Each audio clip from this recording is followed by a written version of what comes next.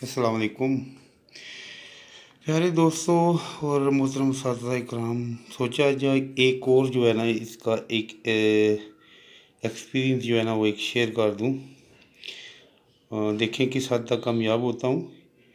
एक बहुत ही प्यारे दोस्त हैं साजिद भट्ट साहब, उन्होंने बताया कि ये जो भी राख हासिल होती है जड़ी बूटी की, इसमें ना मैग्नेटिक जो है ना किसी शापर में डाल के ना उसमें घुमाना है।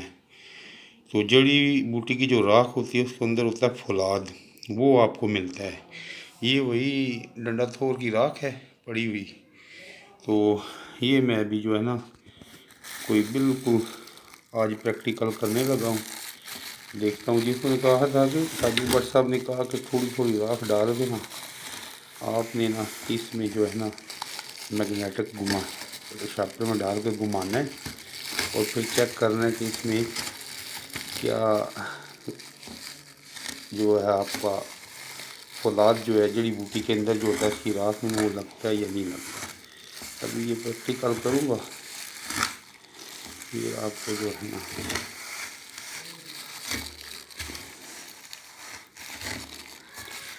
जब इस शॉपर से निकालेंगे मैग्नेटिक तो इसकी जो आयरन होगा या फौलाद होगा वो शॉपर से निकल के गिर जाएगा किसी बर्तन के अंदर।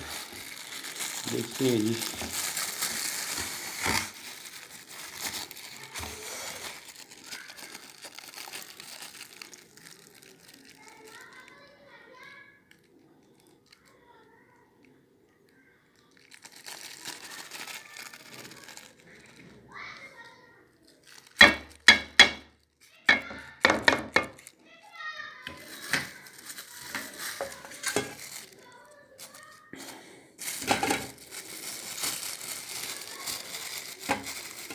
ये मैग्नेटिक है, बोल लेते हैं निकाल।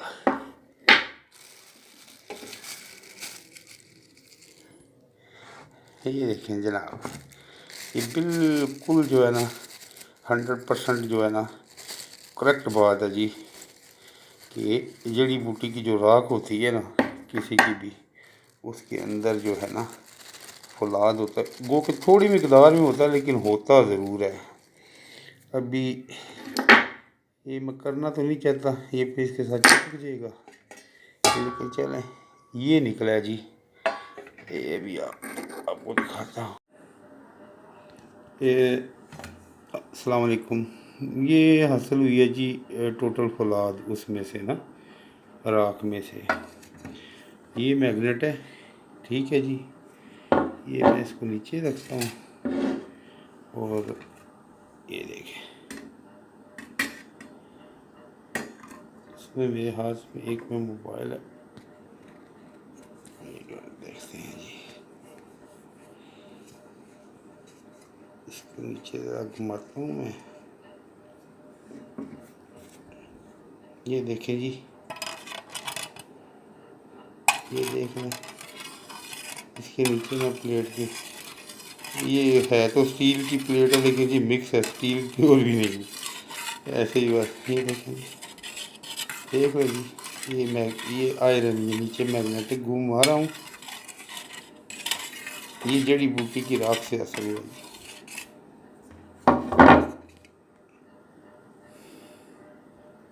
ये देख लें।